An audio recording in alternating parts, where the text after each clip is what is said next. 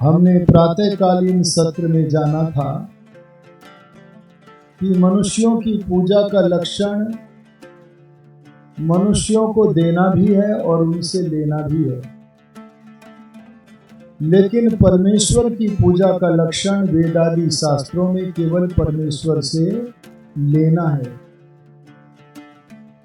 क्योंकि परमेश्वर को कोई भी वस्तु ऐसी नहीं है जो प्राप्त न हो, इसीलिए उसे देना नहीं है, केवल लेना है। और परमेश्वर से ग्रहण करने के शास्त्रों में केवल 3 प्रकार हैं, और ये तीनों प्रकार बड़े विशाल हैं। हम तो थोड़ा थोड़ा विवेचन करेंगे इस पर। प्रातःकाल किया था स्तुति विज्ञान विषय पर, अब करते हैं प्रार्थना विज्ञान विषय पर विवेचन। प्रार्थना शब्द का अर्थ होता है सहायता की इच्छा करना। अरे बोलो, क्या करना? सहायता की इच्छा करना।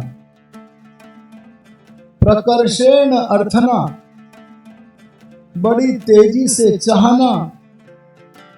इस तेज चाहत का नाम प्रार्थना है। जैसे मैं एक उदाहरण देता हूं, अगर किसी नदी में या नहर में मछली पानी में जा रही है, पानी के साथ बहती हुई, और हम उस मछली को निकालकर उस नहर के तट पर बालू के रेत में रख दें,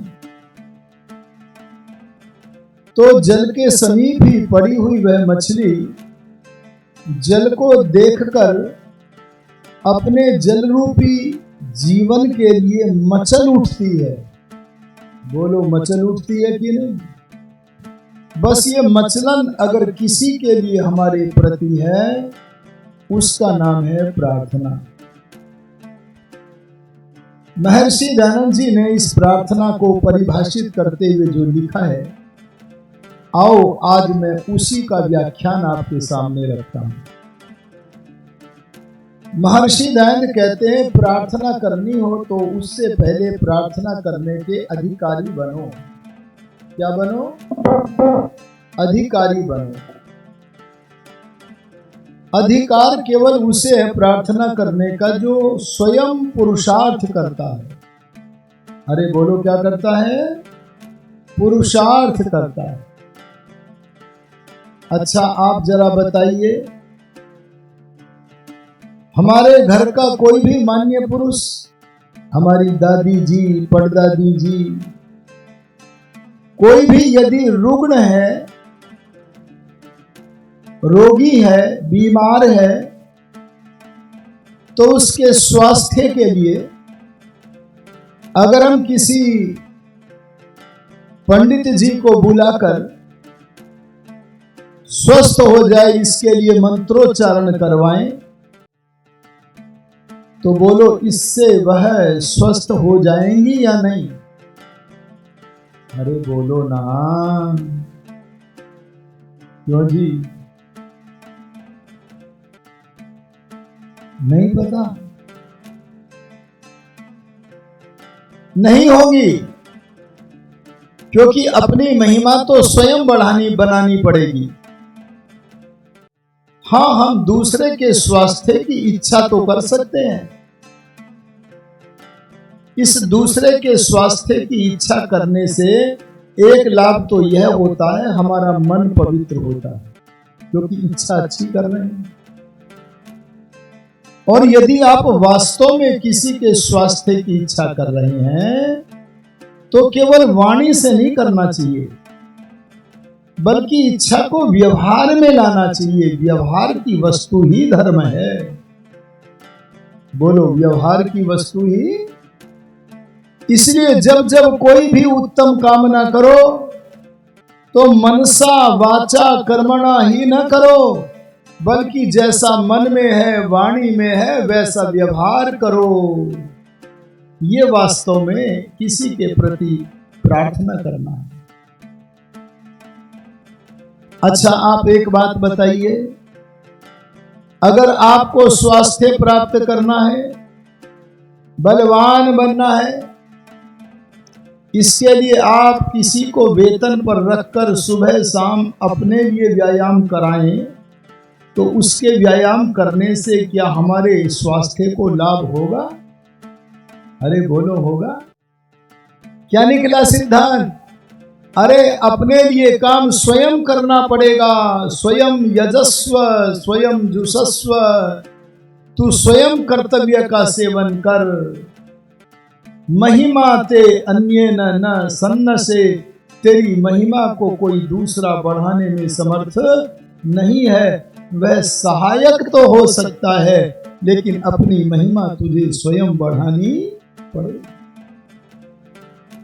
इसलिए ऋषि ने सबसे पहला जो शब्द लिखा है वह लिखा अपने। किसके बोलो? अपने पुरुषार्थ के साथ। और पुरुषार्थ कितना होना चाहिए?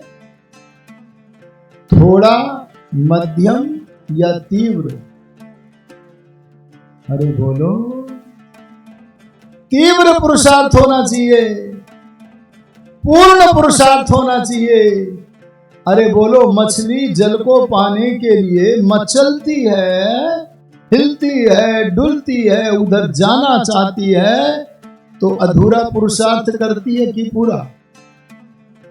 अच्छा, देश की आजादी के लिए पंडित राम प्रसाद बिस्मिल जी ने, चंद्रशेखर आजाद जी ने, अरे बोलो सुभाष चंद्र जी ने अधूरा पुरुषार्थ किया कि पूरा? अरे मोक्ष पाने के लिए महर्षि दयानंद ने अधूरा प्रयास किया कि पूरा? पूरा पुरुषार्थ करना है, लेकिन हम पूरा नहीं करते। लो मैं उदाहरण देता हूं, अगर किसी को IAS बनना है तो पुरुषार्थ कम करता है कि पूरा करता है? पूरा करता है। और अगर हमें भगवान को पाना है,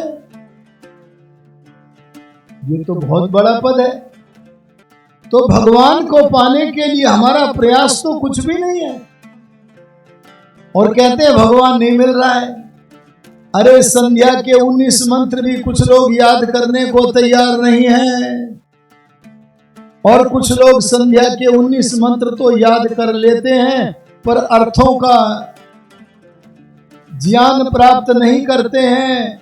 और कोई कोई सौभाग्यशाली ऐसे तो हैं कि एक एक पद के अर्थ का ज्ञान कर लिया, पर तद अनुसार व्यवहार करने के लिए तैयार नहीं है। धर्म तो तभी धर्म बनता है जब धारण किया जाता है, जब व्यवहार में लाया जाता है। इसलिए कहा अपना पुरुषार्थ पूर्ण करो। अरे बोलो, कितना करो? पूर्ण। यहां मैं आगे पुरुषार्थ शब्द को देख रहा हूं, ऋषि की लेखनी से लिखा हुआ। अगर ऋषि दयानंद यहां लिख देते अपने पूर्ण परिश्रम के उपरांत, अरे बोलो किसके बाद, तो परिश्रम शब्द से काम चल सकता था कि नहीं? बोलो जी अरोड़ा जी। परिश्रम शब्द अगर लिखते तो काम चलता कि नहीं चलता? अपने पूर्ण परिश्रम के बाद। पर ऋषि दयानंद कहे, बोले ना ना ना, मैं परिश्रम नहीं लिखूंगा, मैं परिश्रम नहीं लिखूंगा, क्योंकि परिश्रम और पुरुषार्थ में अंतर भी होता है। अरे क्या कहा मैंने? अंतर भी होता है। और वो अंतर क्या होता है? लो उदाहरण के द्वारा समझो। एक चोर चोरी करता है तो परिश्रम करता है कि नहीं करता है? अच्छा, एक झूठ बोलने वाला झूठा व्यक्ति जब झूठ बोलता है तो परिश्रम करता है कि नहीं करता है? अच्छा, कार्यालयों में बैठे हुए बहुत सारे घूस लेने वाले, अरे रिश्वत लेने वाले, जब रिश्वत लेकर अपनी क्रूरता का प्रदर्शन करते हैं, जो निर्धन व्यक्ति अपने सही काम को करवाने के लिए आया है, उसकी निर्धनता पर ध्यान न देकर उससे धन अपहरण का अन्याय पूर्वक प्रयत्न करते हैं, तो बोलो इसमें प्रयास करना पड़ता है कि नहीं? करना पड़ता है। हमारे यहाँ बिजनौर से बहुत सारे लोग कांवड़ लेने हरिद्वार जाते हैं और पैदल जाते हैं और कंधे पर कांवड़ रखकर, पानी रखकर पैदल ही आते हैं। तो हम देखते हैं कि पैर तो सूज सूज कर मोटा हो गया है। अरे बताओ, ये परिश्रम कर रहे हैं कि नहीं कर रहे हैं? अर्थात गंदे काम करने में भी परिश्रम करना पड़ता है, और अच्छे काम में अरोड़ा जी वहां भी करना पड़ता है। अगर आपको संध्या करनी है तो मन को रोकने के लिए तत्र स्थितौ यत्नोऽभ्यास, मन को स्थिति में लाने के लिए जो प्रयत्न किया जाता है उस प्रयत्न का नाम योगाभ्यास है। उसमें भी प्रयत्न हो रहा है। अरे हवन करोगे तो प्रयत्न करना पड़ेगा कि नहीं? अरे विद्या पढ़ोगे तो प्रयत्न करना पड़ेगा कि नहीं? बोलो जी, इससे क्या निकल के आया? अच्छा काम करेंगे तो भी परिश्रम करना है, और गंदा काम करोगे तो भी परिश्रम करना है। ऋषि दयानंद ने दोनों प्रकार के परिश्रमों में से गंदे परिश्रम को हटाने के लिए केवल अच्छा परिश्रम ही गिनती में आए, इसके लिए शब्द दिया पुरुषार्थ। अरे बोलो क्या दिया? अब आओ पुरुषार्थ शब्द के अर्थ का विवेचन करते हैं। शब्द है दो, पुरुष जमा अर्थ। क्या शब्द है? पुरुष जमा अर्थ। पुरी शेते इति पुरुषः, जो पुरी में निवास करता है। अरे बोलो किस में निवास करता है? पुरी माने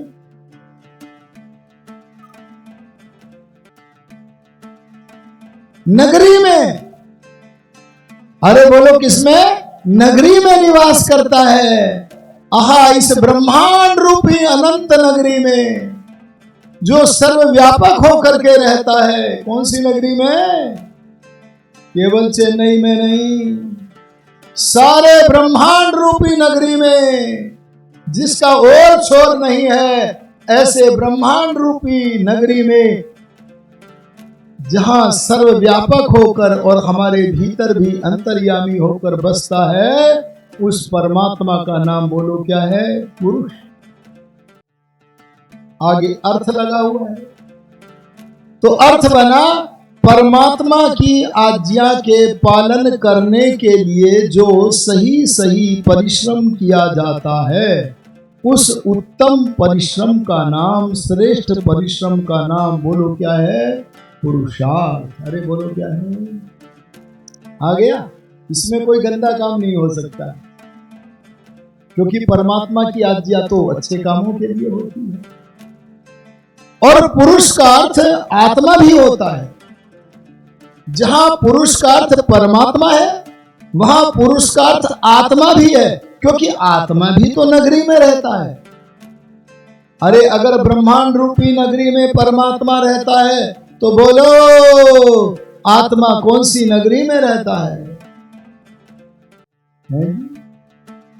देह रूपी नगरी है, ये तो नगरी है, और देह रूपी नगरी में रहता है। अगर कोई आपसे पूछे आप कहां रहते हो, तो आध्यात्मिक आंगन में बैठकर जब उत्तर दोगे ना, तो आप कहोगे अरे हम तो ब्रह्मपुर में रहते हैं। बोलो जी कहां रहते हैं? ये ब्रह्मपुर कहां है?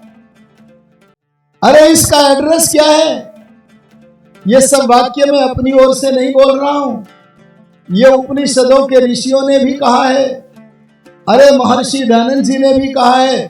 ब्रह्मपुर कहां है? बोले ब्रह्मपुर वहां है जहां ब्रह्म रहता है और मैं भी रहता हूं, क्योंकि मिलने वाले वहां मिलेंगे जहां दोनों होंगे। हमारे नवीन सनातनी जो स्वाध्याय नहीं करते पर कम से कम सनातन धर्म के पक्ष में तो हैं, कुछ जानते भी हैं। वे लोग बाहर प्रतिमा में जिसमें पूजन करते हैं, बोलो उन प्रतिमाओं में परमात्मा है या नहीं है? अरे नहीं वाले हाथ खड़ा कर लो। अरे तब तो चोरों को पता लग गया ना प्रतिमा में नहीं है, तो वही प्रतिमा ले जा के चोरी करेंगे। बोले जहां जहां प्रतिमा जाती है वहां वहां भगवान गायब हो जाते हैं, चलो भगवान की गायब होती जगह पर चोरी करो। क्या प्रतिमा में परमात्मा नहीं है? ये कहो प्रतिमा परमात्मा नहीं है पर प्रतिमा में परमात्मा है। अरे ब्लॉटिंग पेपर स्याही नहीं है पर ब्लॉटिंग पेपर में स्याही है। अरे लोहा आग नहीं है पर लोहे में आग है। लोहा अपनी विशेषताओं से लोहा है, उसमें व्यापक अग्नि, आग अपने गुणों से अग्नि है। अरे पत्थर जड़ होने से वह पत्थर है और चेतन होने से उसके भीतर व्यापक परमात्मा है। तो दोनों व्याप्य व्यापक संबंध से। कौन सा संबंध बोला मैंने? जिसमें प्रविष्ट है वह है मूर्ति और जो प्रविष्ट है वह सर्वव्यापक क्या है? परमात्मा। वेद में मंत्र आता है जी, ईशावास्यमिदं सर्वम। परमात्मा सब जगह व्यापक है। एक घटना मुझे स्मरण आ रही है त्रैतवाद की, मैं सुना देता हूं। मैं उत्तर प्रदेश के बरेली जनपद के नवाबगंज नामक एक नगर में डॉक्टर M.Q. खान नाम के क्लिनिक पर बैठा हूं।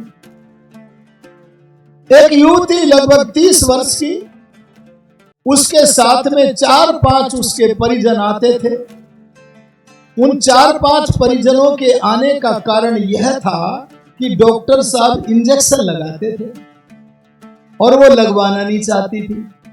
तो 2-3 लोग पैरों को पकड़ते थे, कोई आगे से पकड़ते थे और जैसे बच्चों को इंजेक्शन लगवाया जाता है ऐसे लगवाते थे। ऐसे उपचार होते होते एक दिन लगा ये ठीक हो गई। परिजनों ने पूछा, डॉक्टर साहब क्या हम इन्हें भोजन दे दें?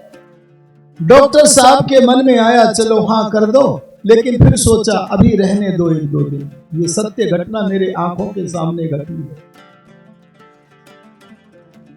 मैं उसी दिन देखता हूं सायंकाल लगभग 5 बजे वही युवती आई। आज फिर आए तो थे 4-5 लोग, पर वे इंजेक्शन लगवाने नहीं आए, वे घबराए आए थे।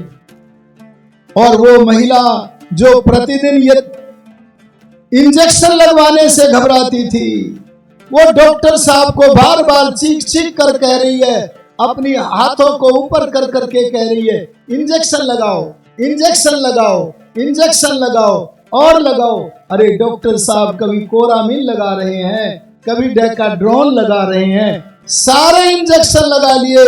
बस उसकी एक ही इच्छा है, डॉक्टर साहब इंजेक्शन लगाओ, इंजेक्शन लगाओ। मैं बैठा हुआ सोचने लगा, कोई है जो इसे शरीर से निकाल रहा है और जो निकल रहा है उसकी इच्छा के बिना निकाल रहा है।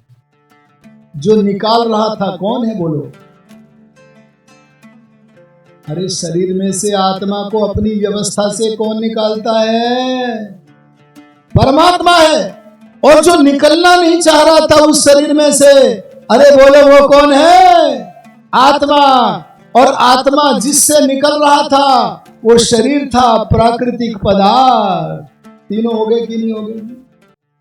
और जब डॉक्टर साहब के पास कोई इंजेक्शन नहीं रहा तो बोले आओ चलो बराबर में डॉक्टर सिद्दीकी रहते हैं, उनके यहाँ चलेंगे।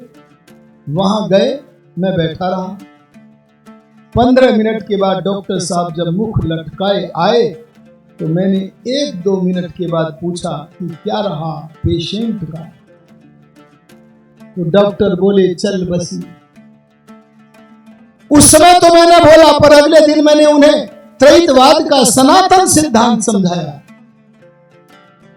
आपसे भी अगर कोई पूछे आप कहां रहते हो, तो आप ये न कहना आध्यात्मिक आंगन के खिलाड़ी बनके कि चेन्नई में रहता हूं, पांडुचेरी में रहता हूं, तो कहना मैं तो एक ब्रह्मपुर में रहता हूं। अरे बोलो किस में रहता हूं? भौतिक जगत में चेन्नई ही बताना, भौतिक पक्ष में क्या बताना? पांडुचेरी ही बताना। पर आध्यात्मिक पक्ष में अगर कोई पूछे कहां रहते हो, तो कहना मैं तो ब्रह्मपुर में रहता हूं। अरे कहां, क्या एड्रेस है इसका? तब दयानंद योगी बोले चलो मैं इसका एड्रेस भी बता देता हूं। तब उन्होंने जो एड्रेस बताया, आत्मा के रहने का स्थान ब्रह्मपुर, बोले हर नर नारी के शरीर में गले के नीचे, अरे उधर के ऊपर दोनों स्तनों के मध्य में, अंदर जो हार्ट है, हृदय है, उस हृदय के बाहर कमल के फूल की तरह, किसकी तरह? कमल के फूल की तरह अंगूठे के बराबर खाली जगह है सबके शरीर में। कितनी जगह बोलो? अंगूठे के बराबर खाली जगह है। उस अंगूठे के बराबर अंगुष्ठ परिमाण रिक्त स्थान में अणु परिमाण, जिससे छोटा हो ही नहीं सकता, ऐसे परम परिमाण वाला आत्मा रहता है। और जहां मैं रहता हूं, अरे बोलो वहां सर्वव्यापक ब्रह्म भी रहता है। वही आत्मा और ब्रह्म के मिलने का सर्वोत्तम स्थान है। इसीलिए आत्मा और ब्रह्म जहां दोनों रहते हैं वही मिलन होगा। लेकिन ध्यान देना, मूर्ति में, बाहर की प्रतिमा में परमात्मा तो है, लेकिन क्या हम इस मूर्ति से निकलकर प्रतिमा में प्रविष्ट होते हैं? अरे बोलो होते हैं? अरे बोलते क्यों नहीं? सोच रहे बड़ी विचित्र बातें सुनने को मिल रही हैं, ये क्या बोल रहे हैं? अरे बुद्धि के कपाट खोलो, सनातन धर्म को समझो। राम ने जिसे समझा था, कृष्ण ने जिसे समझा था, उसे समझो। सनातनी बनोगे, आर्य बनोगे, वैदिक बनोगे, धर्मात्मा बनोगे तो ही कल्याण होगा। आध्यात्मिक खिलाड़ी बनने के लिए ये जानना पड़ेगा धार्मिको कि मैं कहां रहता हूं, अरे मेरा प्रियतम कहां रहता है। मिलन वहां होता है जहां मिलने वाले दोनों होते हैं। अगर मैं बिजनौर से न आता और आप भी अपने अपने स्थानों से न आते, तो बोलो आपका हमारा मिलन हो जाता क्या? इस भवन में मैं भी हूं, आप भी हैं, हमारा मिलन हो रहा है। इसलिए मिलने वाले तभी मिलेंगे जब मिलने वाले दोनों एक स्थान पर हो। बस ये ब्रह्मपुर है ऐसा, ये देह नगरी है ऐसी, जहां आत्मा भी रहता है, अरे बोलो परमात्मा भी रहता है। इसलिए इस देह में निवास करने के कारण आत्मा, इस देह का में रहने वाले आत्मा का नाम क्या है? पुरुष। अरे बोलो क्या है? अर्थ माने के लिए, आत्मा की उन्नति के लिए, अरे आत्मिक उन्नति के लिए जो सही सही परिश्रम किया जाता है उसका नाम है पुरुषार्थ। अरे बोलो क्या है? आत्मिक उन्नति जानते हो कि नहीं? अरे बोलो जानते हो कि नहीं? अरे सुनो, इन तीनों की उन्नति ब्रह्मचर्य से हो जाएगी। कल आएगा ब्रह्मचर्य पद, पर मैं आज ही कह देता हूं, कल को याद कर लेना, मैं पूछूंगा कल। धर्म के लक्षणों में ब्रह्मचर्य भी आता है। ब्रह्मचर्य माने ब्रह्म में विचरण करना। अरे बोलो ब्रह्म माने सब, ब्रह्म का अर्थ क्या है? ब्रह्म माने सबसे बड़ा। अरे बोलो ब्रह्म माने, दयानंद लिखते हैं ऐसा, सर्वेभ्यो बृहत्वाद ब्रह्म। आप बड़े हो या नहीं हो? अरे बोलो हो या नहीं हो? हाँ करो या ना करो? आप बड़े हो या नहीं हो? है जी, अपने से बड़े को देखना, तो कह लेना ना जी हम तो छोटे हैं, और जब छोटों को देखोगे तो कह देना हाँ हम भी बड़े हैं। अरे हम भी बड़े हैं, भगवान भी बड़ा है, पर दोनों में एक अंतर है। क्या अंतर है? हम किसी से बड़े हैं तो बोलो किसी से छोटे हैं, पर परमात्मा किसी से बड़ा ही नहीं, परमात्मा के कोई तुल्य ही नहीं, बल्कि परमात्मा सबसे बड़ा है। इसलिए परमात्मा का नाम बोल दो ब्रह्म। अच्छा, कोई मनुष्य दयानंद बन के, अरे राम बन के, अरे कृष्ण बन के, अरे पतंजलि कणाद गौतम बन के क्या भगवान के रिकॉर्ड को तोड़ सकता है? अरे बोलो जी, जिसका एक भी रिकॉर्ड नहीं टूट सकता। सुन लेना जरा, असंख्य रिकॉर्ड है भगवान के। रिकॉर्ड को हिंदी में बोलते हैं विश्व विक्रम। जिसका एक भी विश्व विक्रम, कोई कितना भी बड़ा मनुष्य बन जाए पर तोड़ नहीं सकता। जिसका रिकॉर्ड एक भी नहीं टूटता, बोलो उसका नाम क्या है? ब्रह्म। आप लोग प्रातःकाल हवन कर रहे थे, तो हवन में दीपक बढ़िया वाला रखा था या घटिया वाला था? अरे बोलो, वाह बढ़िया था। सचमुच आपके यहां हवन में रखा हुआ दीपक बढ़िया था, लेकिन आपने जो दीपक की संरचना की थी, क्या उससे भी अच्छा दीपक कोई बना सकता है या नहीं? अरे बोलो जी, आपका रिकॉर्ड तो टूट गया। और परमात्मा ने जो सूर्य बनाया, अरे परमात्मा ने जो रात्रि में चंद्रमा बनाया, रात्रि के लिए चंद्रमा बनाया, अरे परमात्मा ने जो तारे बनाए, बोलो ऐसा कोई दीपक सारे विश्व के वैज्ञानिक मिलकर के बना लेंगे क्या? ए राम जैसे महापुरुषों को, कृष्ण जैसे महापुरुषों को, ये आदर्श महापुरुष हैं, अनुकरणीय महापुरुष हैं, लेकिन ये सबसे बड़े अर्थात परमात्मा नहीं हो सकते। ये कितनी भी उन्नति कर ले, ये जीवात्मा ही है, परम पिता परमात्मा बोलो नहीं। समझ में आ गया? ब्रह्म माने जिसका एक भी रिकॉर्ड नहीं टूट सकता। तो ब्रह्म के तीन अर्थ में आज ब्रह्मचर्य के प्रसंग में बताता हूं। ब्रह्म माने भगवान, जो विषय विकारों को त्याग कर भगवान की भक्ति करे वो ब्रह्मचारी। जो ब्रह्म माने वेद, वेद माने ज्ञान, जो ज्ञान का ग्रहण करे, अरे बोलो वो विद्यार्थी ब्रह्मचारी।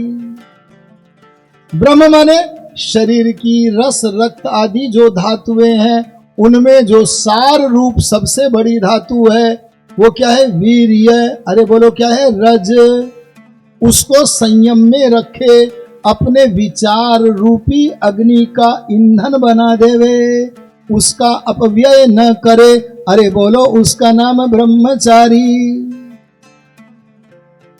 अब अगर हम अपने शरीर की मुख्य धातु को परमात्मा की उपासना में मग्न रहकर अपनी पढ़ाई लिखाई में विचार में लगाते हैं, ईश्वर चिंतन में लगाते हैं, तो बोलो इससे हमारा शरीर बलवान बनता है कि नहीं? अरे बोलो बनता है कि नहीं? ब्रह्मचर्य से शारीरिक उन्नति होगी। और जो सचमुच ब्रह्मचर्य का पालन करेगा, ये हमारी बहनें बैठी है, कभी कभी आपके घर में आटा चक्की से पीसकर कुछ ज्यादा भी आ जाता होगा कनस्तर से, और जब ज्यादा आता है तो क्या करते हो? कनस्तर को ऊपर नीचे करते हो, जगह बन जाती है जी। उसमें आटे को भरते हैं, फिर भी रह गया तो और ऊपर नीचे किया और भरते हैं, फिर भी रह गया तो ठोकते हैं, बार बार ठोकते हैं और सारा आटा भर लेते हैं। अब आटे की स्थिति कनस्तर की ऐसी हो गई, पहले अंगुली गड़ाओ तो गड़ जाती थी, लेकिन अब अंगुली गड़ाओ तो अरे बोलो गड़ती नहीं। ऐसा शरीर बन जाता है ब्रह्मचर्य के द्वारा। दयानंद जी का परीक्षण करने के लिए कई बार लोग जाते थे। अरे वेद ने भी कहा है ब्रह्मचर्य के द्वारा अश्मा भवतु नस्तनो, हमारा शरीर पत्थर की तरह सुदृढ़ अंगों वाला हो जाए। बोलो, ब्रह्मचर्य से शारीरिक उन्नति हो गई कि नहीं हो गई? अरे आर्यो, आप बादाम खाने से, काजू खाने से, किशमिश खाने से, व्यायाम करने से अपने शारीरिक बल को तो बढ़ा लोगे। जहां शारीरिक बल को बढ़ाना धर्म है, अगर समाज का उत्थान करना है, सामाजिक उन्नति करनी है, तो सबसे पहले कौन सा बल बढ़ाना है? शारीरिक। संध्या भी ना कर सकोगे शारीरिक बल ना रहा। लेकिन मानसिक बल के लिए कौन सा भोजन है? अरे शरीर के भोजन के लिए तो रसोई में पकवान पका लेते हो, लेकिन मनोबल बढ़े इसके लिए कौन सा भोजन है? तब वेद बोला। सब माल वेद में भरा पड़ा है। जो हिंदी नहीं पढ़ते, संस्कृत नहीं पढ़ते, उन्हें ज्ञान का धन बहुत कम मिलता है। वेद में लिखा मनोबल बढ़ाने का उपाय क्या? अगर शरीर बादाम से बलवान होगा तो मन किससे होगा? वेद बोले तन में मनः शिव संकल्पमस्तु। अपने मन के भीतर कल्याणकारी वेद आदि सत्य शास्त्रों के प्रचार प्रसार करने जैसे तमाम कल्याणकारी उत्तम विचारों को प्रविष्ट कर दो। मन में जितने जितने उत्तम विचार घुसेंगे, प्रविष्ट होंगे, उतना उतना कौन सा मन बल बढ़ेगा? अरे बोलो कौन सा? मनोबल बढ़ेगा। देखो टेक्निक आ गई समझ में कि नहीं आ गई? करके देख लो, और परिणाम जब पाओ तो शास्त्र से मिलान करना कि मेरा मनोबल बढ़ा है कि नहीं बढ़ा है। अगर बढ़े तो फिर श्रद्धा बढ़ जाएगी शास्त्र में। और एक बल और है, उसके बराबर संसार में कोई बल नहीं है जी। अरे वो बल तो इतना बड़ा है, उस बल के आधार पर दयानंद कहते हैं, अगर कोई मुझे तोप के सामने भी खड़ा कर दे तो मैं कभी सत्य से विचलित नहीं होऊंगा, सत्य के से झुकाव नहीं लाऊंगा, मैं समझौता नहीं करूंगा। बोलो ये कौन सा बल था? ये था आत्मिक बल। अरे बोलो कौन सा बल था? ये भी ब्रह्मचर्य से ही मिलेगा। कितनी पवित्र वस्तु है। यहां आत्मिक बल बढ़ाने के लिए ब्रह्म का अर्थ क्या है? ब्रह्म से प्राप्त होने वाला, उपासना में ब्रह्म के ज्ञान को ही अपना अन्न बनाने वाला उपासक आत्मिक बल का धनी बन जाता है। मंत्र में कहा है अन्नम ईशवः, परमात्मा की ज्ञान शक्ति को। अरे कौन सी शक्ति को? अभी तो हम बहुत दूर है भगवान से, कहां खाएंगे भगवान के ज्ञान को? अरे जिसने भगवान की ज्ञान शक्ति को अपना आहार बना लिया है, ऐसे उपासक का आत्मिक बल बढ़ता है और वह भगवान के ज्ञान से अपने ज्ञान को बढ़ाता है। इसलिए मैं कह रहा था, अपने पूर्ण पुरुषार्थ के उपरांत प्रार्थना करो। किससे करो? फिर 3 चीजें आ गई। अजी कितनी चीजें आ गई? कौन कौन सी? भूल गए? ईश्वर है, कहां पहुंच गए शारीरिक पे? ईश्वर से प्रार्थना करें, जीवात्मा से करें, प्रकृति से करें। 3 ही ऑप्शन है, 3 ही विकल्प है। स्तुति में हमने समझा था कि हम जीवात्मा की भी प्रशंसा करें, प्राकृतिक वस्तुओं की भी करें और परमात्मा की भी प्रशंसा करें, पर संभल के करें। संभलना क्या था? सांसारिक व्यवहार में, अरे भौतिक पक्ष में हम तीनों का गुणगान करें, पर संध्या में जब बैठे तब केवल भगवान का ही गुणगान करें। और सुनो, भगवान के बराबर गुण गाने के योग्य भी संसार में कोई क्यों जी? आदरणीय पीयूष जी, आपके इस केंद्र में क्या कभी कोई इतना बड़ा विद्वान आया है जितने बड़े विद्वान भगवान हैं? अरे बोलो जी। तो बताओ सबसे ज्यादा प्रशंसनीय कौन है? अरे आपके यहां बड़े बड़े बलवान होते हैं। ऋषि दयानंद जी महाराज, कानपुर के पास एक जंगल में उन्हें शेर दिख गया, शेर की तरफ चल दिए। शेर मुख फोड़ करके वापिस चला गया। अरे कासगंज में मैं गया, आर्य समाज मंदिर के लगभग सामने दो बड़े बलवान बिजार, हमारे यहां बिजार बोलते हैं, इधर पता नहीं क्या बोलते हैं, सांड, वे आपस में लड़ रहे हैं। सारा नगर घबरा गया। उस समय दोनों बैलों के, दोनों सांडों के सिंगों को पकड़कर विपरीत दिशा में भेज दिया। कितने बलवान थे, लेकिन क्या कोई कितना भी बल बढ़ा ले, पर क्या कोई भगवान के बराबर बलवान हो सकता है? अरे बोलो, हो सकता है? तो प्रशंसा किसकी सबसे ज्यादा हो? भगवान की। समझ में आ रहा है? अरे दानी आपके यहां बड़े बड़े होंगे, पर आप जब छोटे थे तब भी दानी थे क्या? अरे जब सदा दान करोगे क्या? और भगवान सदा दान करता है। सोना, चांदी, लोहा, पीतल, अरे अन्न, न जाने क्या क्या दान करता है। सबसे बड़ा दानी वो, बलवान वो, विद्वान वो। इसलिए कहा सबसे ज्यादा स्तुति के योग्य इस संसार में परम पिता परमात्मा ही है। वैसे तीनों है, पर संध्या में केवल भगवान है। अब मैं पूछता हूं, प्रार्थना हमें एक से करनी चाहिए या दो से या तीन से? चौथा ऑप्शन तो है ही नहीं। अरे अंगुली खड़ी कर दो अपनी अपनी, तुक्का नहीं चलेगा, दिमाग लगाना पड़ेगा, तुक्का नहीं चलता। यहां सनातन धर्म का सत्संग हो रहा है। इस सत्संग का नाम है आर्य समाज। तीन अंगुली किसने उठाई थी? दिख रही थी किसी की तीन भी? अरे दिखी तो थी, घबराते क्यों हो? अच्छा चलो कोई बात नहीं। इसके उत्तर में शास्त्र कहता है, अगर सहायता की इच्छा करनी है, अरे प्रार्थना करनी है, तो कभी भी जड़ वस्तुओं से प्रार्थना मत करना, बल्कि चेतन से करना। अच्छा ये बताओ, इस माइक से मैं कहूँ ये माइक इधर को हो जाओ तो सुनेगा क्या ये? अरे बोलो जी। पंखे को कहूं ए पंखे बंद हो जा, सुनेगा क्या?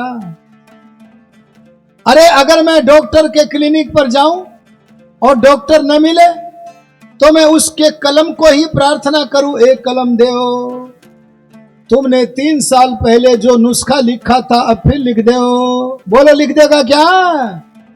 मैं उदाहरण दे रहा हूं आपको, आपके कपाट खोल रहा हूं। और करते यही है नवीन सनातनी, सनातन धर्म को न जानने के कारण वे जड़ चेतन के अंतर कोई नहीं समझ रहे। अरे सनातन शास्त्र वेद कहता है, अरे परम शास्त्र वेद कहता है, क्या कहता है? प्रार्थना सदा चेतन से करना, कभी जड़ से मत करना। जड़ उसे कहते जिसमें ज्ञान नहीं होता, जिसमें गति नहीं होती, अरे जिसमें नॉलेज नहीं होती, हो ही नहीं सकती। बोलो उसका नाम क्या है? जड़। जब इस माइक में ज्ञान हो ही नहीं सकता, तो क्या ये आपकी प्रार्थना को सुन सकेगा? अरे जब सुन नहीं सकेगा तो पूरा कर सकेगा क्या? अरे शरीर के बाहर पत्थरों पर कितना भी सिर मार लेना, भगवान से दूर ही रहना पड़ेगा। भगवान को पाना है तो चेतन है परमात्मा, लेकिन चेतन तो जीवात्मा भी है। आप जीवात्मा से प्रार्थना करो और परमात्मा से भी करो। बोलो करना चाहिए कि नहीं? अरे बोलो करना चाहिए कि नहीं? आप अपने गुरुओं से प्रार्थना करते हो कि नहीं करते हो? गुरु जी ये पढ़ा दो। एक छोटा सा बच्चा अपनी माता से कहता है, माता जी पाठशाला में जाता हूं, कलम नहीं है, कलम दे दो। बोलो प्रार्थना को सुनती है कि नहीं? अर्थात हम जीवात्मा से भी प्रार्थना करें, सनातन धर्म का सिद्धांत है, और परमात्मा से भी प्रार्थना करें, पर यहां भी संभल के करें। संभलना क्या है? भौतिक पक्ष में, अरे सांसारिक आंगन में हम परमात्मा से भी प्रार्थना करें और जीवात्मा से भी प्रार्थना करें। लेकिन आध्यात्मिक आंगन में, अरे संध्या में हमारे चिंतन का विषय, विचार का विषय, ध्यान का विषय, प्रार्थना का विषय, स्तुति का और उपासना का भी केवल परमेश्वर होना चाहिए। अर्थात हम जड़ पदार्थों से कभी प्रार्थना न करें, चेतन से करें। अरे बोलो, सूर्य से करना चाहिए कि नहीं प्रार्थना? अजी बोल दो, देखो हाँ कर रहे। अरे सूर्य तो जड़ है, कलम से मत मांगो, कलम के स्वामी न्यायाधीश से, डॉक्टर से मांगो। अरे बहते हुए पानी से मत मांगो, बहता हुआ पानी जिसके नियम में रहकर बह रहा है उस बहाने वाले परमात्मा से मांगो। अरे सूर्य से मत मांगो, सूर्य जिसके नियम से नियमित होकर, जिसके नियम में रहकर हमारा भला कर रहा है, उस सूर्य के मालिक भगवान से मांगो। ये सनातन सिद्धांत है। जो सूर्य से हाथ जोड़कर प्रार्थना करते हैं वे अभागे प्रार्थना विज्ञान को जानने में समर्थ नहीं। इसलिए संध्या में केवल भगवान से प्रार्थना करो। अरे बोलो, किससे करो? आ गया समझ में? और देखो भगवान दयालु है कि नहीं है? ध्यान दीजिएगा, मैं आपसे निवेदन कर रहा हूं, भगवान दयालु है कि नहीं? अरे बोलो, है कि नहीं? अरे भगवान सुनता है कि नहीं? अरे बोलो, सुनता है कि नहीं? परमात्मा अपने श्रवण शक्ति रूपी कानों से सुनता है। अरे कौन से कानों से? ये सुन लो, कौन से कानों से? श्रवण शक्ति रूपी कानों से सुनता है। उससे कहना, ए भगवान सुन ले, क्या बता, क्या सुनाता है? भगवान मेरे पड़ोसी का सत्यानाश हो जाए। अरे बोलो, सुनेगा कि नहीं सुनेगा? क्यों नहीं सुनेगा? क्योंकि परमात्मा पवित्र स्वभाव वाला है, अपवित्र प्रार्थना को नहीं सुनता है। एक बोला, नहीं जी हम भगवान के भक्त हैं, सुनेगा। तो दयानंद जी बोले, तुम भगवान के भक्त हो तो जिसके विरुद्ध तुम द्वेष पूर्वक प्रार्थना कर रहे हो वो भी तो भगवान का भक्त है। अब बोला, हाँ भक्त तो है वो भी, पर मेरे से छोटा वाला भक्त है, मैं बड़ा भक्त हूं। तो बोले ठीक है, तो तुम 2 आंख फोड़ने की प्रार्थना कर लो, उसकी 2 फूट जाएंगी, छोटा भक्त वो भी है तो एक तो तुम्हारी भी फूटेगी। क्या ऐसा होगा? नहीं होगा, नहीं होगा।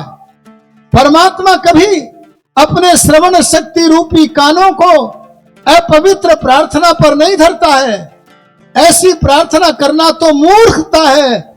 इसीलिए ऋषि ध्यान ने कहा, उत्तम कार्यों की सिद्धि के लिए। अरे बोलो, कैसे कामों के लिए? अरे बोलते क्यों नहीं? बना बनाया नहीं मिलेगा, पहले पुरुषार्थ करो तब प्रार्थना करना। क्या बोला जी मैंने? अगर पुरुषार्थ के बिना प्रार्थना करोगे तो भगवान कहेंगे, नहीं तेरे करने का काम तो तुझे करना पड़ेगा। देखो भगवान से कहना, हे भगवान आज कुछ आलस्य आ रहा है, हमारे घर में रसोई में रोटियां बना जाओ। अरे बोलो, बनाएंगे कि नहीं बनाएंगे? अरे बोलो ना जी, क्यों नहीं बनाएंगे? परमात्मा कहते मैं इसलिए नहीं बनाऊंगा क्योंकि ए आत्मन, ए जीव, मैं तेरा भला चाहता हूं। बोले इसमें मेरा कौन सा भला है? बोले अगर तू रोटियां बनवावेगा तो आलसी बन जावेगा, तेरी बुद्धि कुंठित हो जावेगी। वैदिक विद्या केंद्र का नक्शा मैं नहीं बनाऊंगा, पर नक्शा कैसा बनाना चाहिए वो मैं वेद में बताऊंगा। इसका बीज वेद में दूंगा और वेद में मंत्र भी है, संस्कार विधि में भी लिखा है, ऐसे घर बनाओ जिसमें वायु का प्रवेश होवे, ऐसे घर बनाओ जिसमें सूर्य की किरणों का प्रवेश होवे, ऐसा घर बनाओ जहां यज्ञशाला भी होवे, ऐसा घर बनाओ जहां महिलाओं के रहने का भी स्थान होवे। ये सारा का सारा बीज रूप में मिलेगा, लेकिन हमारी बुद्धि कुंठित न हो जाए, इसलिए हमारे करने के काम भगवान ने हमारे लिए छोड़ दिए हैं। हमें जो करने के काम है वो तो बोलो हमें ही करने पड़े। आलसी बन गए ना तो कल को भगवान को कहोगे, हे भगवान आओ आओ हमारे घर झाड़ू लगा जाओ। अरे बोलो, ये प्रार्थना भी करने लगोगे नहीं फिर? समझ रही हो? ऐसी सहायता नहीं सुनता परमात्मा, मूर्खता वाली। लेकिन उत्तम कार्यों की सिद्धि के लिए परमेश्वर वह किसी सामर्थ्यवान व्यक्ति से, अरे विद्या वाला है तो उससे विद्या की, अरे ज्ञान वाला है तो ज्ञान की, अरे धन वाला है तो दान की, अरे बलवान है तो रक्षा की प्रार्थना करो। और प्रार्थना करने के लिए सर्वोत्तम अगर कोई योग्य है तो वो है परमपिता। अच्छा बताओ, आत्मा से की गई प्रार्थना जरूर सुनी जाती है या कभी सुनी जाती है कभी नहीं सुनी जाती है? बोलो, है जी? जरूर सुनते हैं। कई लोग तो बातें बातें बनाते हैं, सुन करते कराते कुछ नहीं। हम कहेंगे ना जरा थोड़ा पानी ला दो, अच्छा जी, और चले गए। ध्यान देना, मनुष्य के सामने 3 विकल्प हैं। अरे बोलो, कितने विकल्प हैं? चाहेगा तो आपकी प्रार्थना सुन लेगा, चाहेगा तो नहीं सुनेगा, और यदि गंदा व्यक्ति हुआ तो उल्टी भी सुन लेगा। अरे बोलो, सुन लेगा कि नहीं सुन लेगा? लेकिन परमात्मा के सामने 3 विकल्प नहीं, केवल एक ही विकल्प है। क्यों? क्योंकि जो परमात्मा हमें सारे कर्मों का फल देता है, क्या वह परमात्मा हमें प्रार्थना करने रूपी कर्म का फल न देगा? अरे बोलो, न देगा? अवश्य देगा। इसलिए जो परमात्मा सारे कर्मों का फल देता है वह हमें प्रार्थना रूपी कर्म का फल भी अवश्य ही देगा। इसमें कोई विकल्प। कई लोग कहते हैं जी नहीं, ये बात नहीं जमती। हमने कहा क्यों नहीं जम रही? तो बोला जी मैं 40 साल से मांग रहा हूं मेरे संतान हो जाए, पर मैं तो बिना संतान के हूं। अरे बोलो, इसकी सुन रहा है कि नहीं सुन रहा है? आपके प्रश्न का उत्तर चल रहा है। एक बोला मैं तो बहुत दिनों से मांग रहा हूं, 20 साल से, हे भगवान मुझे विद्वान बना दो, पर मैं विद्वान बन ही नहीं रहा। बोलो, इसकी सुन रहे कि नहीं सुन रहे भगवान? एक कहता मैं तो बहुत दिनों से मांग रहा हूं धनवान बन जाऊं, पर मैं तो निर्धन ही निर्धन हूं। मुझे नहीं लगता भगवान सबकी सुनते हैं। आहा, तब शास्त्र बोला, क्या बोला? अगर कभी तुम्हें ये लगे कि तुम्हारी प्रार्थना फल नहीं दे रही है, इसमें कोई ना कोई तो कारण होगा। कारण के बिना तो कार्य नहीं होता। एक कारण तो ये हो सकता है कि आपने पुरुषार्थ में कमी करी हो, और यदि पुरुषार्थ पूरा किया है तो दूसरा कारण होगा, तुम्हारा कर्म फल आड़े आ गया होगा। अरे बोलो, क्या आड़े आ गया होगा? भाग्य, प्रारब्ध आड़े आ गया होगा। सुनो, जब कोई जीव जन्म लेता है, क्या बोला मैंने? जब कोई जीव माने केवल मनुष्य नहीं, कुत्ता बिल्ली गाय भैंस सारे के सारे जीव हैं। जब कोई जीव जन्म लेता है तो जीव के जन्म के समय परमात्मा उसके वर्तमान जीवन के लिए 3 चीजें निश्चित करके देता है। भगवान के ज्ञान में कर्मों का, अरे हमारे जन्म जन्मांतरों के कर्मों का, न जाने कितने जन्मों के कर्मों का गट्ठर भगवान के ज्ञान में जमा है। उस कर्मों के गट्ठर में से, अरे संचित कर्मों में से थोड़ा सा भाग भगवान हमारे वर्तमान जीवन के समय भोगने के लिए निश्चित करके देता है। वो जो निश्चित करके दिया है वो प्रारब्ध है, और जो निश्चित नहीं हुआ भगवान के ज्ञान में जमा है उसका नाम है संचित कर्म। अरे बोलो, क्या है? उसे छोड़ो। पर प्रारब्ध में 3 रूप हैं। जाति माने जो भगवान बनाता है, मनुष्य गधा घोड़ा कुत्ता बिल्ली, ये प्रारब्ध है, भाग्य। आयु माने जीवन काल। वैसे जीवन काल वर्तमान जीवन के कर्मों के अनुसार सरकता भी है।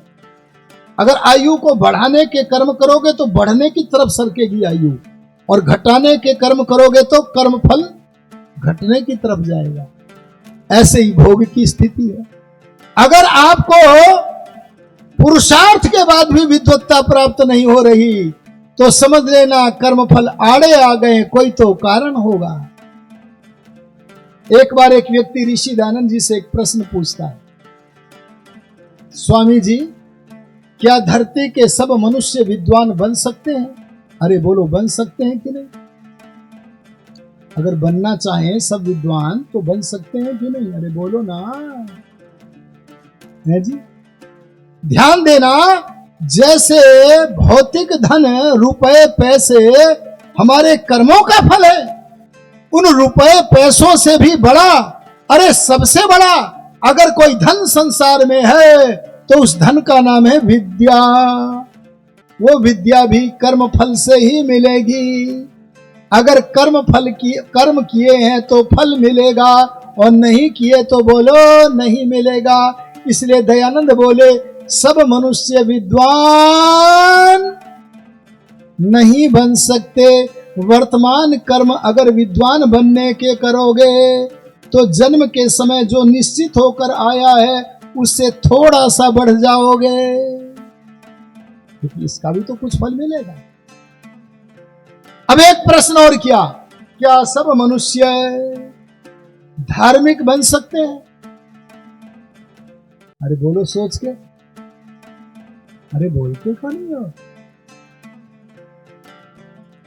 ऋषि दयानंद ने जो इसका उत्तर दिया वो आपसे मेल खाता है। ऋषि दयानंद ने कहा, सब मनुष्य धार्मिक बन सकते हैं, क्योंकि धार्मिक बनना कर्म है, कर्म फल नहीं है। पर एक शर्त है जी धार्मिक बनने की, वही बनेगा अगर कोई धार्मिक बनना चाहे तो बन सकता है। आ गया समझ में कि नहीं आ गया? इसलिए हमें चाहना चाहिए कि हम धार्मिक बने।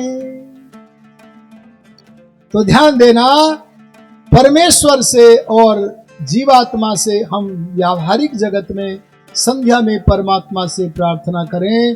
अच्छा बोलो, जो भगवान से प्रार्थना करता है भला उसे कहीं कोई दुख आ सकता है? अरे बोलो ना वाले हाथ खड़ा करो। नहीं आएगा वो हाथ खड़ा करो जी। जैसे तो कह रहे थे, आ सकता है, क्या आ सकता है? दुख आ सकता है। हाँ, यही सही उत्तर है, दुख आएगा। अरे आएगा, दयानंद बोले आएगा। बोले प्रार्थना कर रहा हूं फिर भी आएगा। बोले हाँ, प्रार्थना करने का फल दूसरा है। प्रार्थना करने का ये फल नहीं है कि तुमने जो कर्म कर दिए उनका फल न मिलेगा।